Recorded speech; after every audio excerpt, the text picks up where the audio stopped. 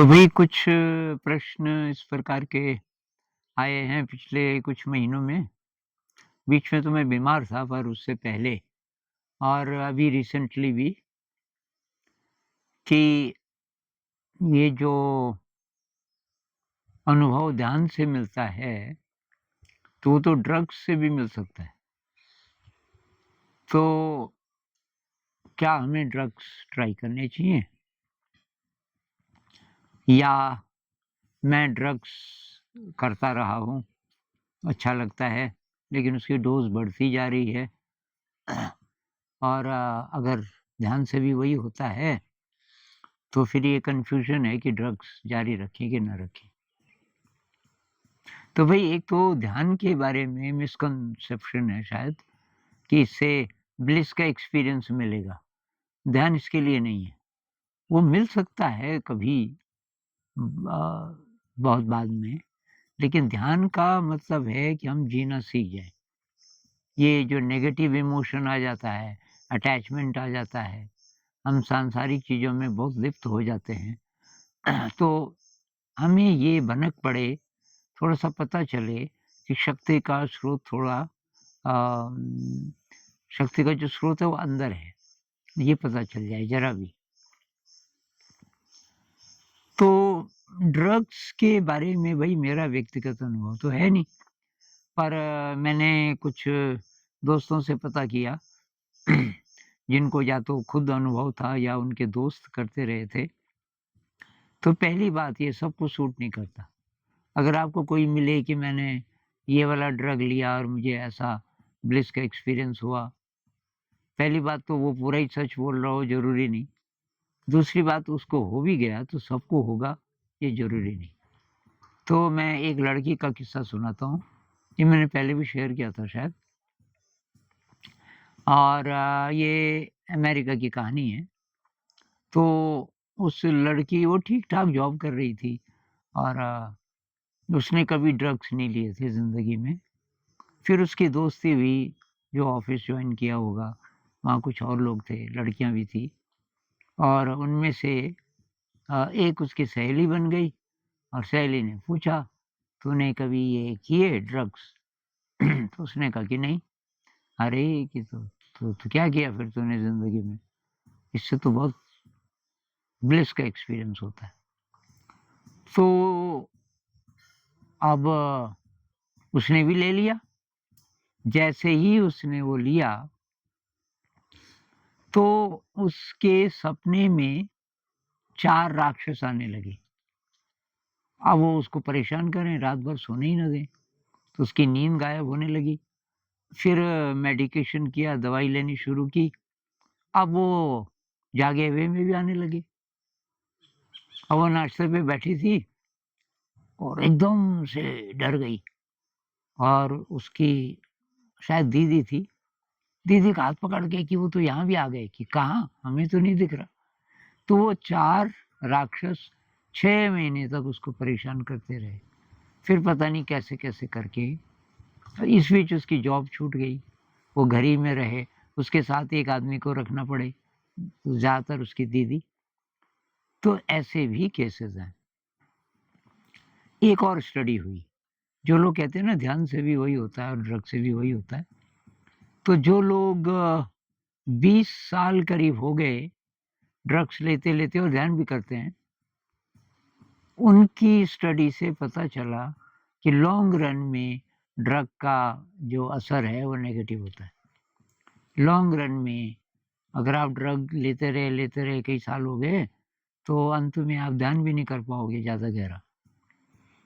और एक आदमी को तो मैं जानता हूँ, अभी तो गुज़र गए, तो वो हिप्पी थे कुछ दिन, लेट हिप्पी और उन्होंने ये उस ज़माने में एलएसडी था, लिसर्जिक एसिड, तो एलएसडी बहुत लिया और बहुत सालों के बाद एलएसडी तो चलो छोड़ दिया, तो किसी ने बोला तू ध्यान ट्राई कर क्योंकि वो काफ़ी विचलित थे, अब ध्यान उनसे हो ही ना, कितनी ही कोशिश करें, तो मन तो उनका एकदम मतलब ऐसे ही बवंडर की तरह आए विचार।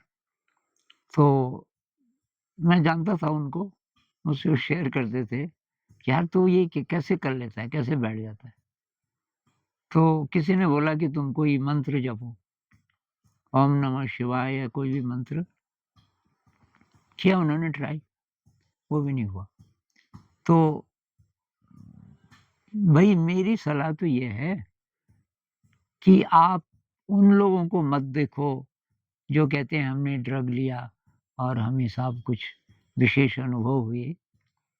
ऐसे लोगों की संख्या बहुत कम है, बजाए कि उनके जो ये साधना कर रहे हैं, ध्यान कर रहे हैं, वही कुछ करोड़ तो बुद्धिस्ट मंक्स हैं इस समय पूरी दुनिया में। और फिर अब भारत में भी अगर आप हिसाब लगाओगे कि कितने गुरु हैं और कितने तरीके से ध्यान सिखा रहे हैं, तो वो लोग ड्रग थोड़ी ले रहे हैं। और उनमें से कुछ-कुछ के बहुत गहरे अनुभव हैं। बुद्धिस्ट मंक कोई है, कई साल से ध्यान कर रहा है, अब उसको पूछो, वो खुश है, बहुत खुश है अपनी ज़िंदगी से कि मैं इस रास्ते पे था। तो ये जो है ना आजकल कि डोपामाइन कहाँ से मिलता है, मतलब मज़ा कहाँ से मिलता है, तो भिखारी हो गए लोग। मिलता है मतलब बाहर की चीज़ों से ही आप ले पा रहे हो और अपना मज़ा नहीं ढूँढ रहे हो, जो आप खुद क्रिएट कर सकते हो। तो आप वो मज़ा ढूँढिए जो आप क्रिएट कर सकते हो।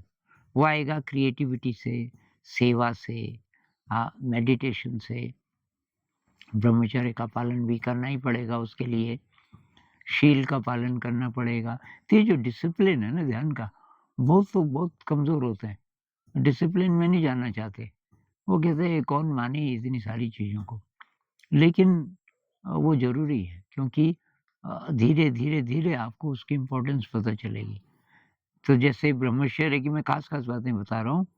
ब्रह्मचर्य का वही पालन करो जितना हो सके और खाना अच्छा खाओ, ये जो ट्रेडिशनल खाना है, प्रोसेस्ड वग़ैरह मत खाओ। अब कुछ लोग प्रोसेस्ड खाना खाते हैं और फिर बोलते हैं जी ध्यान में कुछ हो नहीं रहा। अरे भई, ध्यान ही ध्यान से थोड़ी होगा। ये बाहर के जगत से जो चीज़ें हमें नरिशमेंट देती हैं, जो चीज़ें चाहिए, उनके बारे में सतर्क रहो। शरीर में क्या डाल रहे हो? तो वही खाना अच्छा होना चाहिए। एक्सरसाइज़, कई लोग एक्सरसाइज़ ही नहीं करते। विगरस एक्सरसाइज़, मैंने एक वीडियो बनाया था डांस पे। Dance your way to higher intelligence ऐसा कुछ नाम था। तो अच्छा म्यूज़िक लगा दीजिए इंस्ट्रूमेंटल, उस पे डांस कीजिए, जैसे भी शरीर चाहे या कोई और एक्सरसाइज़ कर लीजिए। ये और इसके अलावा फिर वही निस्वार्थ सेवा, ग्रैटिट्यूड का अभ्यास, प्राणायाम, ये जितनी अच्छी चीज़ें हैं, तो ये अगर आप करोगे तो और शॉर्टकट नहीं है भाई। ध्यान ऐसे नहीं है कि जी मैं तो 1 महीने से कर रहा हूँ, कुछ हुआ ही नहीं। बुद्धिस्ट मंक कहते हैं कि कुछ लाइफ टाइम्स रखो इसके लिए। इसी लाइफ टाइम में कोई ख़ास उपलब्धि हो, तो ये ज़रूरी नहीं है। आप ये मान के चलो कि इसके बाद भी ये यात्रा जारी रहेगी। इतना ज़्यादा सब्र कब आएगा? जब आप ये ध्यान का जो डिसिप्लिन है, इस सारे को अपना के ध्यान करना शुरू करोगे, तो अच्छा अनुभव आपको शुरू से ही आने लगेगा। अब भाई मैं अपनी बात कहूँ, बहुत साल तक मुझे तो दर्द ही होता रहा। ध्यान में मैं बैठूँ क्योंकि मेरा शरीर बहुत गड़बड़ था, तो दर्द ही दर्द, लेकिन उसके बाद अच्छा भी लगता था। सिटिंग के बाद मुझे लगता था थोड़ा-सा हल्का हो गया मैं, थोड़ा-सा शरीर ठीक हो गया। तो तो ये करना पड़ेगा और ये ड्रग्स वगैरह पे, इन चीज़ों पे डिपेंड करना बेकार है। इसके अलावा कुछ लोग कहते हैं सिद्धियाँ कैसे मिलती हैं और ये कुंडलिनी क्या है, ये रेकी क्या है, ये और चीज़ें। तो आप एक एक ही साधे सब सधे जो बोलते हैं ना, मैं नहीं कहता ये चीज़ें नहीं हैं, लेकिन आप अगर ध्यान में गहरे जाओगे, आपको और कहीं जाने की ज़रूरत नहीं है। तो कोशिश कीजिए, इस पे और बात करेंगे। नमस्कार।